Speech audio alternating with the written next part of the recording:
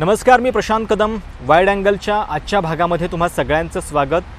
महाराष्ट्राच्या सत्ता संघर्षाच्या प्रकरणामध्ये सुप्रीम कोर्टाचा निकाल अखेर आलेला आहे. ऐतिहासिक निकाल आहे. पण हा निकाल बघितल्यानंतर सगळं काही घडलं आहे ते चुकीचं आहे कायदेशीरदृष्ट्या, पण तरीसुद्धा स्थिती मात्र काहीही बदलणार नाही आहे. जैसे थेच राहणार आहे आणि ती जैसे थे यामुळं राहणार आहे कारण उद्धव ठाकरेंनी राजीनामा दिला आहे. त्यांच्याच राजीनाम्यावरती सुप्रीम कोर्टानं सगळं खापर फोडल्याचं दिसतं आहे. शिंदे आऊट तर झालेले आहेत, म्हणजे त्यांची विकेट तर पडलेली आहे, पण उद्धव ठाकरेंनी नो बॉल टाकलेला आहे राजीनामा देऊन. त्यामुळं त्यांची विकेट आता पडत नाही आहे किंवा त्यांना आऊट देता येणार नाही आहे, अशी एक प्रकारची स्थिती कोर्टाच्या या निकालामधून दिसते आहे. कोर्टाचा हा 141 पानांचा निकाल आहे आणि खूप महत्त्वाचा निकाल आहे कारण वेगवेगळ्या कायदेशीर मुद्द्यांचा याच्यामध्ये उहापोह झालेला आहे. जे 9 मुद्दे निकालामध्ये आहेत त्या प्रत्येक मुद्द्याचा व्यावहारिकदृष्ट्या अर्थ नेमका काय होतो हे देखील आपण पुढच्या काही मिनिटांमध्ये समजून घेणार आहोत. सगळ्यात पहिला मुद्दा जो आहे तो नबाम रेबियाच्या प्रकरणावरती फेरविचार करण्याची गरज सुप्रीम कोर्टाला वाटते आहे. कोर्टानं नेमकं काय म्हटलं आहे? नबाम रेबिया प्रकरणाचा निकाल योग्य की अयोग्य हे ठरवण्यासाठी आम्ही तो विस्तारित खंडपीठाकडे सोपवतो आहे. म्हणजे थोडक्यात केवळ एका अविश्वास प्रस्तावाच्या नोटिशीनं अध्यक्षांना अपात्रतेच्या कारवाईपासून थांबवता येणार नाही हे कोर्टाला वाटते कुठंतरी, आणि त्याचमुळं नबाम रेबियाच्या अचूकतेचा फेरविचार करण्याची गरज कोर्टाला वाटते. आता नबाम रेबियाच्या निकालाचं नेमकं महत्त्व काय? 2016चा हा निकाल आहे, ज्या आधारे असं स्पष्ट झालेलं होतं की विधानसभा अध्यक्षांच्या विरोधात अविश्वास प्रस्ताव असेल तर त्यांना अपात्रतेचा निर्णय घेता येत नाही. या केसमध्ये महाराष्ट्राच्या आपण बघितलं की याच निकालाचा आधार घेत जेव्हा अपात्रतेची कारवाई होती असं दिसलं त्यावेळी शिंदे गटानं अविश्वास प्रस्तावाची नोटीस दिली. पण ठाकरे गटाचं या संपूर्ण केसच्या दरम्यान म्हणणं होतं की या नबाम रेबियाच्या निकालाचा फेरविचार करण्याची गरज आहे आणि तीच बाब सुप्रीम कोर्टानं आता मान्य केलेली आहे. पण हा फेरविचार जरी होणार असला तरी तो भविष्यातल्या केसेससाठी असणार आहे. त्याचा आता महाराष्ट्राच्या केसवरती काहीही परिणाम होणार नाही आहे. ही पण बाब तितकीच महत्त्वाची आहे. एक प्रकारे ही जी एक नबाम रेबियातली तरतूद होती की केवळ एक अविश्वास प्रस्तावाची नोटीस द्यायची आणि अपात्रतेपासून वाचायचं, ज्याचा फायदा खरं तर आत्ता या केसमध्ये शिंदे गटाला झाला, पण तो भविष्यात मात्र होऊ नये यासाठी फेरविचार करण्याची गरज कोर्टानं एक प्रकारे दाखवलेली आहे. आणि आता कदाचित हे प्रकरण लार्जर बेंचकडे जाईल, पण ते केवळ नबाम रेबियाच्या मुद्द्यावरती. कोर्टाचा निकालातला दुसरा मुद्दा आहे अपात्रतेच्या याचिकांवर कोर्ट कधीही निर्णय घेत नाही. या केसमध्ये इतके काही अपवादात्मक मुद्दे उपस्थित होत नाहीत की ज्यामुळं कोर्टानं अध्यक्षांच्या अधिकारामध्ये हस्तक्षेप करावा. अध्यक्षांनी योग्य कालावधीमध्ये अपात्रतेच्या याचिका निकाली काढाव्यात. आता याचा अर्थ काय होतो? आपण पहिल्यापासून हे म्हणत होतो की अपात्रतेबाबत निर्णय जो आहे तो शेवटी विधानसभा अध्यक्षांनीच घ्यायचा असतो. एकदा त्यांनी निर्णय घेतल्यानंतर कोर्टामध्ये दाद मागता येते, मग कोर्ट ठरवतं की तो निर्णय चुकीचा आहे की नाही. आता कोर्टानं तेच म्हटलेलं आहे की हा अधिकार विधानसभा अध्यक्षांचा आहे आणि आम्ही त्यांच्याकडे तो देतो आहे. यातली एक बाब खूप महत्त्वाची आहे. कोर्टानं फक्त एवढंच म्हटलेलं आहे की योग्य कालावधीमध्ये अध्यक्षांनी या याचिका ज्या आहेत अपात्रतेबाबतच्या त्या निकाली काढाव्यात. आता हा योग्य कालावधी म्हणजे नेमका किती याची कायद्यामध्ये कुठेही व्याख्या नाही आहे. त्यामुळं हा पूर्णपणे विधानसभा अध्यक्षांचा अधिकार असेल की त्या याचिका नेमक्या कधी निकालात काढायच्या. खरं तर आता याच्यामध्ये इंटरेस्टिंग हे पण आहे की शिंदे गटाचे जे वकील आहेत, सगळ्यात ज्येष्ठ वकील हरीश साळवी, तेच कोर्टाला सुनावणीच्या दरम्यान असं म्हणत होते की वाटल्यास तुम्ही अध्यक्षांच्या निर्णयाला काही कालमर्यादा लावा, एका ठराविक कालमर्यादेमध्ये निर्णय घ्यावा असं सांगा. पण शिंदे गटाच्या वकिलांनी विनवणी करूनसुद्धा सुप्रीम कोर्टानं अशी कुठलीही कालमर्यादा निकालामध्ये मात्र ठेवलेली नाही आहे. रिझनेबल टाईम म्हणजे योग्य कालावधी एवढंच त्यांनी म्हटलेलं आहे. आणि लक्षात घ्या की विधानसभा अध्यक्षांना असं कुठलंही बंधन नाही आहे, हा त्यांचा अधिकार आहे याबाबत निर्णय घेण्याचा. त्यामुळं या योग्य कालावधीचा अर्थ राहुल नार्वेकर काय काढतायत हे देखील आता बघणं महत्त्वाचं असेल. तिसरा मुद्दा आहे अपात्रतेबाबतचा निर्णय प्रलंबित असताना देखील सभागृहाच्या कामकाजामध्ये सहभागाचा अधिकार आमदारांना आहे. त्यामुळं सभागृहात दरम्यानच्या काळामध्ये प्रक्रिया काही झाल्या असतील तर त्यावर अपात्रतेच्या याचिकांवर अध्यक्षांनी घेतलेल्या अंतिम निकालाचा कुठलाही परिणाम होणार नाही, हे कोर्टानं म्हटलेलं आहे निकालामध्ये. आता हे का सांगितलं असेल तर कदाचित असा बचाव केला जाईल की दरम्यानच्या काळामध्ये म्हणजे 9 महिन्यामध्ये विधानसभेत खूप निर्णय झालेले आहेत ज्याच्यावरती या 16 आमदारांनी सुद्धा मतदान केलेलं आहे आणि त्यामुळं मग या निर्णयांचं काय, तर या निर्णयांवरती त्याचा कुठलाही परिणाम होणार नाही हे कोर्टानं स्पष्ट केलेलं आहे. एक प्रकारे याचा अडथळा न घेता किंवा त्याची चिंता न करता निर्णय घ्यावा अध्यक्षांनी, हे कोर्टाला एक प्रकारे कुठंतरी सुचवायचं आहे. निकालातला पुढचा मुद्दा आहे कोर्ट काय म्हणतंय ते बघा. कोर्ट असं म्हणतंय की विधिमंडळ पक्ष नव्हे तर राजकीय पक्षच गटनेता आणि व्हीपची नेमणूक करत असतो. सभागृहामध्ये आमदारांना कुठल्या बाजूनं मतदान करा हे सांगण्याचा अधिकार राजकीय पक्षालाच आहे, विधिमंडळ पक्षाला नाही आहे. 3 जुलै रोजी विधानसभा अध्यक्षांनी याबाबत जो निर्णय घेतला तो कायद्याला धरून नाही, शिवसेनेच्या घटनेला धरून आणि याबाबत योग्य चौकशी करून आम्ही देत असलेल्या निकालाशी सुसंगत असाच निर्णय याबाबत विधानसभा अध्यक्षांनी घ्यावा. आता हा मुद्दा या संपूर्ण केसमध्ये खूप कळीचा होता की कुणाचा व्हीप योग्य ठरणार, कुणाचा गटनेता योग्य ठरणार. ठाकरे गटानं ज्यावेळी हे बंड झालं त्यावेळी एक बैठक घेऊन सुनील प्रभूंना व्हीप म्हणून पुन्हा स्थापित केलं, गटनेता म्हणून एकनाथ शिंदेंना काढून अजय चौधरी यांची नियुक्ती केली, तर दुसरीकडे शिंदे गटानं गोगावलेंना व्हीप नेमलेलं होतं आणि गटनेता एकनाथ शिंदे. आता कोर्ट काय म्हणतं याच्यामध्ये आर्ग्युमेंट ठाकरे गटानं हे केलेलं होतं की व्हीप आणि गटनेता नेमण्याचा अधिकार हा विधिमंडळ पक्ष म्हणजे केवळ आमदारांच्या गटाला नाही आहे तर तो मूळ राजकीय पक्षाला असतो आणि त्यामुळं या ठिकाणी आम्ही नेमलेला जो व्हीप आहे तो योग्य आहे.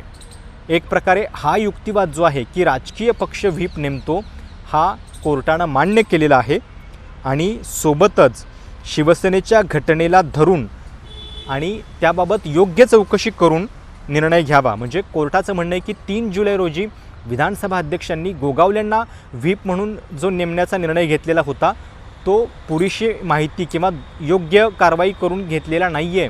एक प्रकारे ज्या अध्यक्षांच्याकडे आता अपात्रतेबाबतची सगळी केस सुप्रीम कोर्टानं सोपवली आहे त्यांनीच घेतलेला पहिला निर्णय कायद्याला धरून नाही आहे हे कोर्टानं सांगितलेलं आहे. दुसरा मुद्दा याच्यामध्ये आहे निकालामधला पुढचा मुद्दा. कोर्ट काय म्हणतं आहे, विधानसभा अध्यक्ष आणि निवडणूक आयोग हे त्यांच्यासमोर असलेल्या पक्षांतरबंदी आणि निवडणूक चिन्हाबाबतच्या याचिकांवर स्वतंत्रपणे निर्णय घेऊ शकतात. एकमेकांच्या निर्णयासाठी त्यांनी थांबायची गरज नाही आहे. आता हे सुप्रीम कोर्टानं का सांगितलं असेल याचं कारण आहे निवडणूक आयोगानं तर आपला निकाल देऊन झालेला आहे, त्याच्यावरती आता सुप्रीम कोर्टामध्ये याचिका दाखल झाली आहे. ठाकरे गटानं आव्हान दिलेलं आहे त्या निर्णयाला.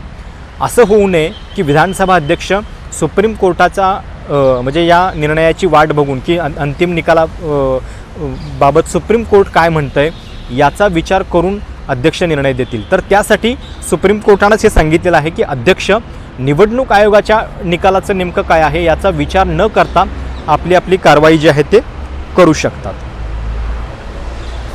पुढचा मुद्दा आहे निकालामधला, निवडणूक आयोग हा चिन्हाबाबत निर्णय घेताना त्यांच्यासमोर असलेली वस्तुस्थिती आणि घटनाक्रम लक्षात घेऊन योग्य तो निकष आधार म्हणून घेऊ शकतो. आता हे कोर्टानं निकालात का सांगितलं असेल, निवडणूक आयोगाचा निकाल तर झालेला आहे आणि निवडणूक आयोगाचा निकाल कुठल्या गोष्टीवरती झालेला आहे तर तो विधिमंडळ पक्षातलं बहुमत त्यांनी लक्षात घेतलेलं आहे. म्हणजे बहुमत निवडणूक आयोगाला जे ठरवायचं असतं चिन्हाच्या बाबतीत निर्णय देताना ते 3 प्रकारच्या गोष्टींवरती आधारित असतं. एकतर म्हणजे कुठला गट घटनेचं योग्य पद्धतीनं पालन करतोय, तर ती घटनाच निवडणूक आयोगानं उडवून लावली. त्यांचं म्हणणं होतं की शिवसेनेची घटना ही कायद्याला धरून नाही आहे, लोकशाही प्रक्रियेला धरून नाही आहे आणि ती आम्हाला म्हणजे सुधारित त्याची आवृत्ती आम्हाला प्राप्तच झालेली नव्हती, त्यामुळे तो निकष इथं वापरता येत नाही आहे. राजकीय पक्षाचा बहुमताचा जो दावा होता ठाकरे गटाचा तो पण त्यांनी विचारात घेतला नाही. त्यांचं म्हणणं होतं की या मुद्द्यामध्ये राजकीय पक्षाच्या बहुमताची चाचणी होऊ शकत नाही आणि म्हणून त्यांनी विधिमंडळ पक्षाच्या बहुमताच्या आधारावरच निर्णय जो आहे तो दिलेला होता. अर्थात कुठली टेस्ट योग्य हे निवडणूक आयोगानंच ठरवावं असं निकालामध्ये सुप्रीम कोर्टानं म्हटलेलं आहे. आणि त्यामुळं निवडणूक आयोगाच्या निकालावरती काही आता पुढे काही होऊ शकेल का हे देखील बघणं महत्त्वाचं असणार आहे. सुप्रीम कोर्टाच्या निकालातला पुढचा मुद्दा आहे, पक्षात फूट आहे असं म्हणत अपात्रतेच्या कारवाईपासून वाचण्याचा बचाव आता पक्षांतरबंदी कायद्यामध्ये उपलब्ध नाही आहे. एकाच वेळी दोनही गट पक्ष म्हणून दावा करत असतील तर अध्यक्षांनी याबाबत 10व्या सूचीतल्या पॅरा 2(1) आधार घेत निर्णय घ्यावा. आता ही गोष्ट खूप महत्त्वाची आहे. एकीकडे सुप्रीम कोर्ट असं म्हणतं आहे की आता पक्षामधली फूट असं म्हणत अपात्रतेच्या कारवाईपासून वाचण्याचा बचाव नाही आहे. म्हणजे आपल्या सगळ्यांना माहिती आहे की 1985मध्ये पक्षांतरबंदी कायदा आला. त्याच्यानंतर सुरुवातीला 2/3 बहुमत असेल तर तुम्ही स्वतंत्रपणे तुमचा गट म्हणून त्या पक्षामध्ये दाखवू शकत होता. पण आता 2003मध्ये जो पॅरा 3 डिलीट केला गेला त्याच्यानंतर विलिनीकरण हा एकमेव उपाय जो आहे तो या पक्षांतरबंदी कायद्यामध्ये उपलब्ध आहे. आणि त्यामुळं त्याच्याच आधारे अध्यक्षांनी निर्णय घ्यावा असं कोर्ट म्हणतं आहे. आता अध्यक्षांना या सगळ्या 10व्या अनुसूचीचा काय अर्थ लावायचा हे तर त्यांच्या विवेकाचा प्रश्न आहे. म्हणजे कोर्टानं हे सांगून तर ठेवलं आहे की पक्षातली फूट हा अपात्रतेच्या कारवाईपासून बचाव होऊ शकत नाही, पण 10व्या अनुसूचीचा अर्थ काय नेमका लावायचा, म्हणजे त्याच्यामध्ये ती संधी उपलब्ध आहे की नाही अपात्रतेच्या कारवाईपासून वाचण्याची, हे तर शेवटी पुन्हा विधानसभा अध्यक्ष म्हणून राहुल नार्वेकरच ठरवणार आहेत. आणि त्यामुळं ते त्यांच्या विवेकानुसार निर्णय घेतील असं सुद्धा आता याच्यामध्ये दिसतं आहे. एक 8वा याच्या पुढचा मुद्दा जो आहे निकालामधला तो देखील खूप महत्त्वाचा आहे आणि तो राजकीयदृष्ट्या दोनही पक्ष कायम वापरत राहतील. कारण याच्यामध्ये कोर्टानं असं म्हटलं आहे, ठाकरेंना बहुमत चाचणी करायला सांगण्याचा राज्यपालांचा निर्णय हा न पटण्यासारखा आहे. कुठलीही सबळ कारणं आणि ठोस पुरावे उपलब्ध नसतानाच ठाकरेंनी बहुमत गमावलेलं आहे या निष्कर्षापर्यंत राज्यपाल आले. पण तरी आम्हाला स्थिती पूर्ववत करता येणार नाही, कारण उद्धव ठाकरेंनी स्वतःच मुख्यमंत्रीपदाचा राजीनामा दिलेला आहे बहुमत चाचणीला सामोरं न जाता. आता ठाकरेंचा राजीनामा हा या संपूर्ण सुनावणीच्या दरम्यान खूप चर्चेतला मुद्दा होता. महाविकास आघाडीचे नेतेसुद्धा हे वारंवार सांगत होते की कायदेशीरदृष्ट्या ती चूक आहे. पण एक प्रकारे असं दिसतंय की सुप्रीम कोर्टानं सगळं खापर जे आहे ते या राजीनाम्यावरती टाकलेलं आहे. म्हणजे राज्यपालांचा बहुमत चाचणी करायला सांगण्याचा निर्णय जो आहे तो न पटण्यासारखा आहे आणि त्याच्याबाबत जी कारणं दिलेली आहेत ती योग्य नव्हती असं देखील कोर्टानं म्हटलेलं आहे.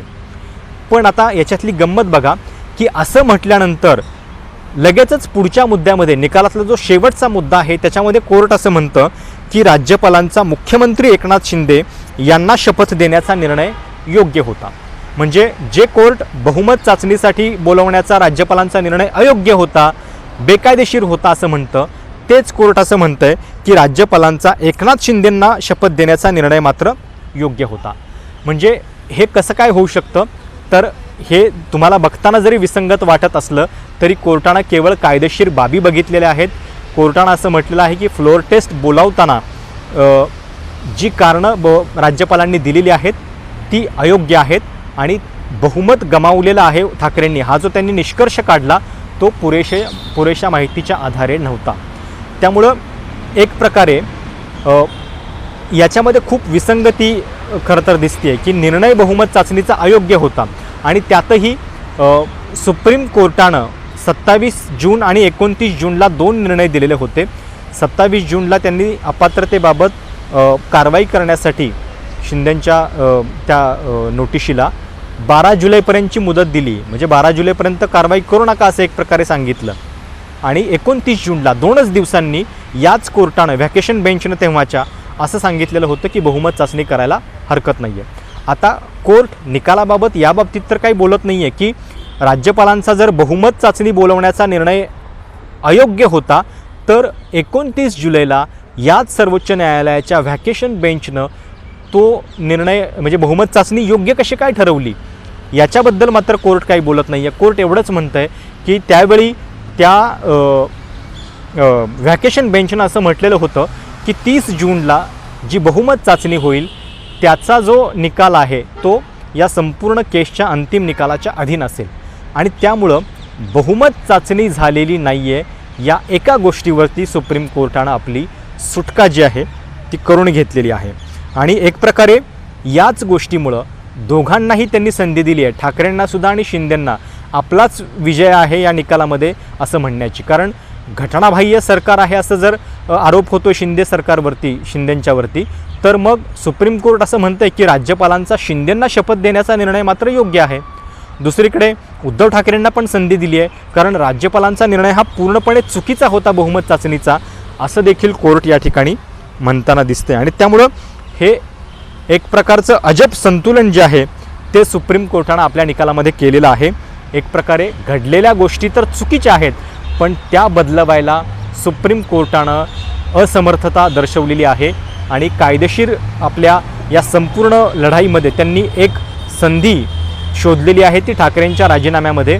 ठाकरेंचा राजीनामा झाला म्हणून आम्ही आता काही करू शकत नाही आहे, स्थिती पूर्ववत करू शकत नाही आहे, असं कोर्ट या ठिकाणी म्हणतं आहे. त्यामुळं सुप्रीम कोर्टाचं हे जे म्हणणं आहे ते खूप या संपूर्ण केसच्या दृष्टीनं महत्त्वाचं असणार आहे. एक प्रकारे जर राजीनामा उद्धव ठाकरेंनी दिलेला होता आणि त्याच्यामुळंच हे आता पूर्ववत होऊ शकत नाही आहे, तर ही पण गोष्ट लक्षात घ्यायला पाहिजे. देवेंद्र फडणवीस वारंवार असं म्हणत होते नंतरच्या काळामध्ये, सुरुवातीला तर या संपूर्ण बंडाशी भाजपनं आपला काही संबंध नाही हे असंच सांगायचा प्रयत्न केला, पण नंतर ते एक विधान असं म्हणाले होते की हे सगळं स्क्रिप्ट जे आहे ते आम्ही खूप अभ्यासपूर्वक तयार केलेलं होतं. आता विचार करा की या स्क्रिप्टमध्ये उद्धव ठाकरे राजीनामा देतील हे या सगळ्या स्क्रिप्टच्या कर्त्या धर्त्यांना कसं माहिती असेल, कारण शेवटी कोर्टानं केवळ या राजीनाम्यावरतीच खापर फोडलेलं आहे. राजीनामा झाला नसता तर मात्र मग आम्ही स्थिती पूर्ववत करू शकलो असतं असं कोर्ट म्हणते. पण मग केवळ या राजीनाम्यामुळेच जर शिंदे सरकार वाचणार असेल तर मग स्क्रिप्ट ठरवताना या भविष्यात होणाऱ्या राजीनाम्याची कल्पना फडणवीस आणि त्यांच्या या संपूर्ण कर्ताधर्त्यांना महाशक्तीला कशी काय बरं असेल हा देखील मुद्दा विचार करण्यासारखा आहे. पण एकूण जर बघितलं तर कोर्टानं हे केल्याचं दिसतं आहे की आता जे घडलेलं आहे ते चुकीचं आहे. एक वेळ घडलं, आता ठीक आहे, भविष्यात मात्र आता पुन्हा करू नका, अशाच पद्धतीची फक्त एक तंबी सुप्रीम कोर्टानं दिलेली आहे. आणि मोठ्या मनानं या सगळ्या गोष्टी चुकीच्या का असेना त्या करणाऱ्यांना माफ केलेला आहे असं देखील म्हणायला हरकत नाही आहे. आणि सुप्रीम कोर्टाचा एकतर हा थोडासा बिलंदरपणा पण म्हणता येईल की घडलेलं सगळं तर चुकीचं आहे, पण ते चुकीचं आम्ही दुरुस्त करू शकत नाही आहे, कारण राजीनामा तर ठाकरेंनीच दिलेला आहे. आणि त्यामुळं ठाकरेंच्याच राजीनाम्यामध्ये एक प्रकारे सुप्रीम कोर्टानं आपली पळवाट शोधली का हा देखील मुद्दा या ठिकाणी चर्चा करण्यासारखा असेल. निकालाच्या आधी जितक्या चर्चा होत होत्या काय असेल निकाल, तितक्याच चर्चा आता या निकालाचा अर्थ काढण्यामध्ये देखील होत राहतील. आणि त्यामुळं सुप्रीम कोर्टानं निकाल दिलेला आहे याच्यापेक्षाही सुप्रीम कोर्टानं कंटेंट दिलेला आहे डिबेटसाठी असं म्हणायला सुद्धा हरकत नाही आहे. थोडक्यात हा निकाल समजून सांगण्याचा तुम्हाला प्रयत्न होता. अजून काही इंटरेस्टिंग मुद्द्यावरती आपल्याला पुढच्या काही दिवसामध्ये बोलत राहावं लागेलच. पण हा आजचा व्हिडिओ तुम्हाला कसा वाटला हे आवर्जून कळवा. तुमच्या प्रतिक्रियांचं स्वागत आहे. धन्यवाद. एबीपी माझा, उघडा डोळे बघा नीट.